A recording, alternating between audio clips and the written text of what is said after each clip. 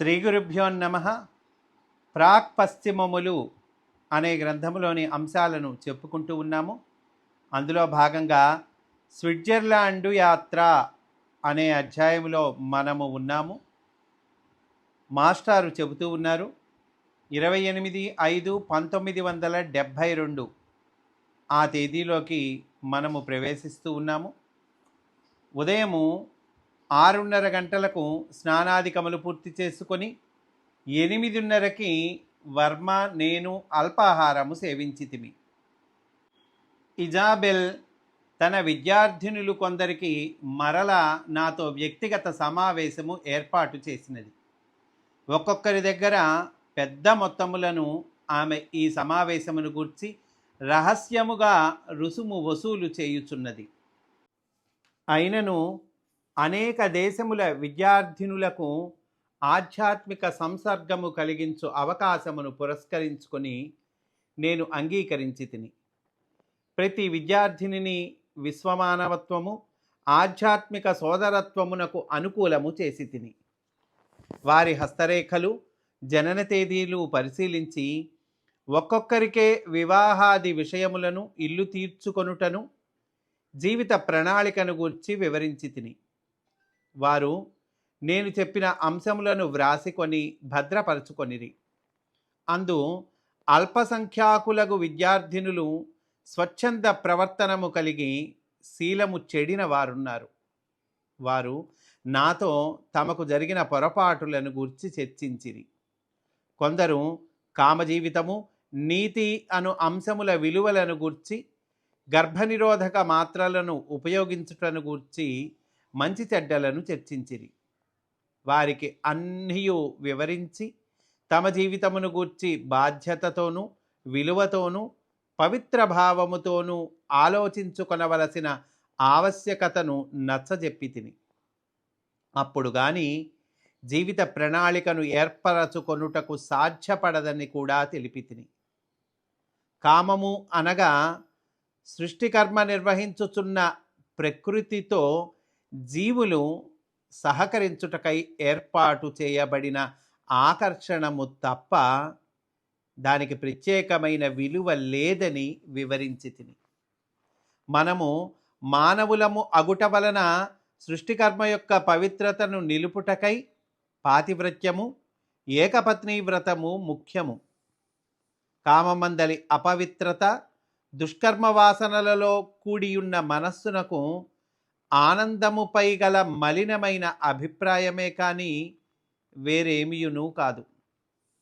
మానవజాతి పురోగమింపవలెనన్నచో జంతువుల వలె గర్భధారణ కొరకే కామము వర్తింపవలెను కానీ కేవల సంతోషము కొరకు కూడదని వివరించి తిని. చాలామంది శీలవంతులైన విద్యార్థినులు పూర్వాచార సంప్రదాయ కుటుంబపు వారు మెక్సికో, ఇజ్రాయిల్, రోము, అమెరికా రాష్ట్రముల నుండి వచ్చిన వారు ఉన్నారు. వారు నా సమావేశముతో ఉత్తేజితులై ప్రోత్సాహకరముగా భావించిరి. నాతో సంభాషణ జరిపినప్పుడు చిత్తశాంతి, తృప్తి, సౌలభ్యము, పవిత్రత అనుభవించితిమి అనియు ఇంకనూ కొంతకాలము నాతో గడుపవలెను అని అనిపించినదనియు వర్మతో ప్రసంగవశమున పలికిరి. వారి ఫోటోలను ఇంటి అడ్రస్సులను సేకరించి వర్మ భద్రపరచెను. మాతో భారతదేశము వచ్చి ఇచ్చటి ఆధ్యాత్మిక వాతావరణమును అనుభవింపవలెనని కొందరు అభిలాషపడిరి. కొందరు అప్పటికే కొన్ని సంవత్సరముల నుండి హఠయోగము, ధ్యానము అభ్యసించుచున్నవారు ఉన్నారు. 2 గంటలకు మధ్యాహ్న భోజనమైన వెనుక ఎలిజబెత్, లిలియాన్ వచ్చి మమ్ములను లిలియాన్ నివాసమునకు గొనిపోయిరి. లిలియాన్ రుచికరమైన కాఫీ చేసి ఇచ్చినది.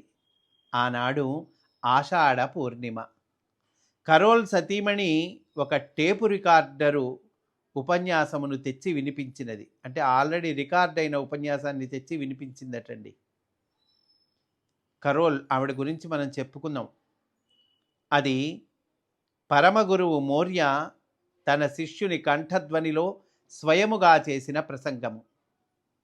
అందు పరమగురువుల ప్రస్తుత కార్యక్రమమును గూర్చి వివరింపబడినది. ఆ పూర్ణిమ నాడు 14,400 మంది శిష్యులకు భూమిపై నూతన చైతన్యమును కలిగించుటకు పరమగురువులు దీక్షనిచ్చుచున్నారని కూడా వివరింపబడినది. కొన్ని మాసముల క్రితము వాల్తేరులో ఒక ఉపన్యాసమున నేను ప్రసంగించిన అదే విషయమును గూర్చి వర్మ నాకు గుర్తు చేసెను. అంటే ఈ అంశమే, అంటే ఇప్పుడు ఆవిడ టేప్ రికార్డర్లో తీసుకొచ్చిన ఉపన్యాసం ఏంటండి? పరమగురువు మౌర్య తన శిష్యుని కంఠధ్వనిలో స్వయంగా చేసినటువంటి ప్రసంగం. అయితే ఇదే మాస్టారు కొన్ని రోజుల క్రితం విశాఖపట్నంలో ఈ విషయమే చెప్పారటండి ఉపన్యాసంలో. ఆ సంగతిని వర్మ గారు గుర్తు చేశారట. మేము అచ్చటి నుండి బయలుదేరి సాయంకాలము 4 గంటలకు మాంట్రేలో నిన్నటి దినమున నేను ఉపన్యసించిన భవనమునకు చేరితిమి. అచ్చట సామూహిక ధ్యాన కార్యక్రమమునకై ఏర్పాట్లు చేసుకొని ఎల్లరును వేచియుండిరి. వారందరూ వివిధ ప్రాంతముల నుండి వచ్చిన ఆధ్యాత్మిక జిజ్ఞాసువులు. ఎల్లరును ఆల్బర్ట్ సెసి అనుయాయులు. అరగంట సేపు మాస్టర్ సివివి ప్రార్థనలో నిమగ్నులము అయితిమి. అటుపైన నాటి పూర్ణిమను గూర్చిన ప్రాధాన్యమును వివరించుచు నేను ఉపన్యసించి తిని. చంద్రమండలమునకు ప్రయాణము చేయు ఉపగ్రహములలో పోయి వచ్చుచున్న శాస్త్రజ్ఞుల కుండలిని శక్తి ఆధారముగా గొని పరమగురువులు ఏ విధముగా చంద్రుని అందలి పితృదేవతలకు భూమిపై మానవులకును గల సంబంధమును సంస్కరించుచున్నారో వివరించి తిని. కొందరు పవిత్ర మూర్తులను భూమిపై దేహధారణ చేయుటకు కొనివచ్చుచుండుట వివరించి తిని. ప్రసంగవశమున ఆల్బర్ట్ సెసి భారతీయ పవిత్ర ఆత్మ అనియు అప్పటికే భారతదేశమున మరలా జన్మించుటకు సిద్ధముగా ఉన్నాడనియు తెలిపి తిని. అంటే ఆల్బర్ట్ సెసి గారి తర్వాత జన్మ భారతదేశంలో అటండి. తర్వాత మరలా జన్మించుటకు సిద్ధముగా ఉన్నాడనియు తెలిపి తిని అంటున్నారు మాస్టారు. ఆ దినము నుండి 2 మాసముల లోపున భరతభూమి యందు అతడు జన్మించునని చెప్పి తిని. ఉపన్యాసానంతరము కరోల్ సతీమణి నన్ను వేరుగా పిలచి తాను దాచి ఉంచిన ఆల్బర్ట్ సెసి ఉంగరము నా చేతికిచ్చినది. దానిని జన్మించబోవు శిశువు తల్లికి అందజేయుమని ఆల్బర్ట్ సెసి తుది కోరికగా కోరినట. నాకిచ్చినచో ఆమెకు అందునని చెప్పినట. నేను స్వీకరించి భద్రపరచితిని అంటున్నారండి మాస్టర్. ఒక 2 వృద్ధ దంపతులు నన్ను అంతరంగికముగా కలిసికొని ఆధ్యాత్మిక విషయములను గూర్చి ముచ్చటించిరి. అటుపైన చాపెక్స్ అనునొక నడివయస్సు వనిత నా గదిలోనికి వచ్చి కూర్చుండి కొన్ని నిమిషముల ప్రయత్నముగా ధ్యాన స్థితి పొందినది. ఎల్లప్పుడూ నా సాన్నిధ్యము తనకు లభించుచుండునట్లు ఆశీస్సులను పొందినది. ధ్యానమునందు నేను ఒక పసిబాలుడుగా, ఆమె కుమారుడుగా కనిపించి తినట. ఆమె కన్నులు అశ్రుపూరితములైనవి. ధ్యానింపవలసిన విధానములను గూర్చి ఆమె ప్రశ్నింపగా నేను ఇట్లంటిని: తల్లి, నీకు గోచరించిన విధానమే నీవు ధ్యానింపవలసిన విధానము. అనుదినము నీవు నన్నొక శిశువుగా ధ్యానము చేయుచుండుము. నేను నీ హృదయ కమలమున కనిపించుచుందును. ఆమె వెడలిపోయిన వెనుక మరి ఒక వనిత దివ్యజ్ఞాన వాంగ్మయము చక్కగా పారాయణము చేసినది నా గదిలోనికి వచ్చెను. 10 నిమిషముల పాటు బాహ్యస్మృతి లేని నిశ్చల స్థితిలో పద్మాసనమున కూర్చుండి కన్నులు అశ్రుపూరితములు కాగా సెలవుగొని వెడలిపోయినది. జెనీవాలో ఉద్యోగము చేయుచున్న మరి ఒక వనిత వచ్చి తన జీవిత భవిష్యత్తును గూర్చి యోగ సాధనను గూర్చియు తెలుసుకొనినది. మరలా జెనీవాలో కలిసి కొందునని చెప్పి వెడలిపోయినది. రాత్రి 8:30 గంటలకు మేము బయలుదేరి లిలియాన్ గృహమునకు వచ్చితిమి. అచ్చట ఒక పేద వనిత తన 3 కొడుకులతో వచ్చి నా దగ్గర కూర్చుండి కష్టసుఖములు చెప్పుకొని తృప్తిపడి వెడలిపోయినది. అచ్చటి నుండి మేము మా వసతికి వచ్చితిమి. భోజనమునందు ఇచ్చలేక పండ్లు పాలు తిని రావాలనని బయలుదేరగా వంట ఇంటి దగ్గర చేపలున్నట్లు అనుమానపడి వర్మ పండ్లు పాలు తానే ఫ్రిజిడైర్ నుండి తీసుకొని మా గదిలోనికి తెచ్చాను. మేము భుజించి రాత్రి 2 గంటల వరకు టైపు పని చూచుకొని నిద్రించితిమి. ఆ తర్వాత రోజండి, ఆ రోజు మేకాల్ డే 29/5/1972 ఆ తేదీలోనికి మనము ప్రవేశిస్తూ ఉన్నాము. మాస్టారు చెబుతూ ఉన్నారు, మాస్టర్ సివివి తన యోగ మార్గమును ప్రకాశింపచేసిన శుభదినము. మాస్టర్ గారి అనుయాయులు దీనిని మేకాల్ డే అందురు. ఉదయము 5:30 గంటలకు స్నానము పూర్తి చేసుకొని నేను వర్మ మాస్టర్ గారి ప్రేయరు ముగించుకొని క్రిందకు దిగి వచ్చితిమి. 8 గంటలకు అల్పాహారము పూర్తి అయినది. విద్యాలయమున విద్యార్థులు అధ్యాపకులు కూడి నాతో ధ్యానము చేయుటకు ఒక పెద్ద హాలులో ఏర్పాట్లు చేసిరి. ఎత్తైన తిన్నెపై మాస్టర్ సివివి ఛాయాచిత్రమును అమర్చి పూలతో అలంకరించి అగరువత్తులు వెలిగించిరి.